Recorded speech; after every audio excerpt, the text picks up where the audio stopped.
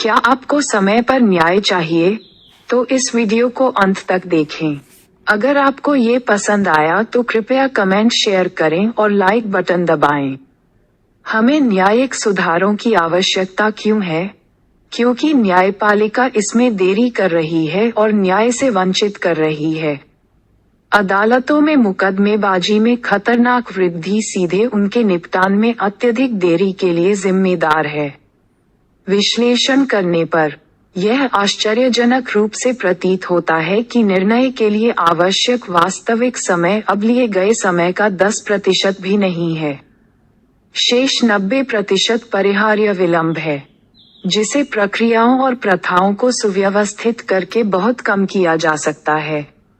न्यायपालिका कैस्केडिंग प्रभाव के सरल तर्क की सराहना नहीं करती है, अर्थात यदि मुकदमेबाजी सहित किसी भी प्रकार के ट्रैफिक में कतार है, तो कतार में किसी के लिए भी देरी कतार में बाकी सभी लोगों को एक समान सीमा तक विलंबित कर देगी। इस प्रकार का विलंब परिहार्य विलंब है।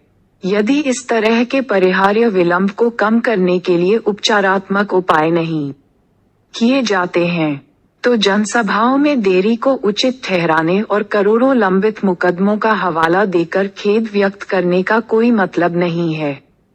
ऐसी अत्यधिक देरी का अंतिम शिकार जनता होती है, न कि न्यायपालिका। इसलिए न्यायपालिका इसे गंभीरता से नहीं ले रही है।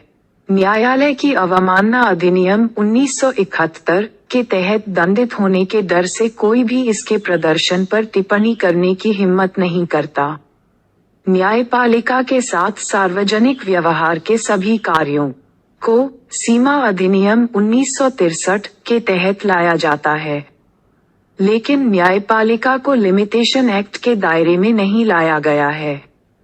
यदि न्यायपालिका को भी सीमा अधिनियम के अंतर्गत लाया जाता है, तो वह इसे गंभीरता से लेगी और विभिन्न उपचारात्मक उपाय करने के लिए अपना दिमाग लगाएगी। उपरोक्त सभी तथ्यों को ध्यान में रखते हुए निम्नलिखित कदम निश्चित रूप से प्रकरणों का समय पर निस्तारण सुनिश्चित करेंगे। न्यायपालिका के सभी कार्यों को सीमा अधिनियम 1963 के तहत लाया जाना चाहिए और उनकी समय सीमा तय की जानी चाहिए।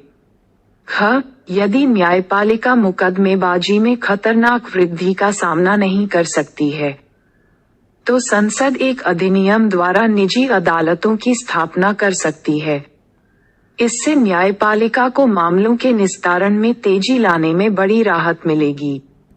इसके अलावा इससे रोजगार के काफी अवसर पैदा होंगे और सरकार पर बोझ कम होगा।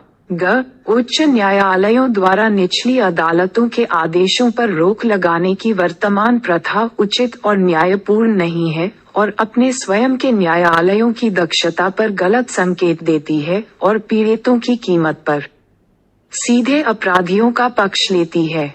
किसी भी अदालती आदेश को पहले क्रियान्वित किया जाना चाहिए और फिर पीड़ित पक्ष न्याय के लिए उच्च न्यायालय में अपील कर सकता है, लेकिन अपीलीय मामलों को सामान्य वरिष्ठता में कतारबद्ध करने के बजाय प्राथमिकता दी जानी चाहिए। उपरोक्त सुझाव केवल समय पर न्याय प्रदान करने के लिए न्यायिक सुधारों की आवश्यकता पर लोगों को संवेदनशील बनाने के लिए हैं। लोग हमारे YouTube चैनल लोक कल्याण पर भी अपने विचार प्रस्तुत कर सकते हैं और हमारे ईमेल lokkalyan999@yahoo.com पर भी भेज सकते हैं।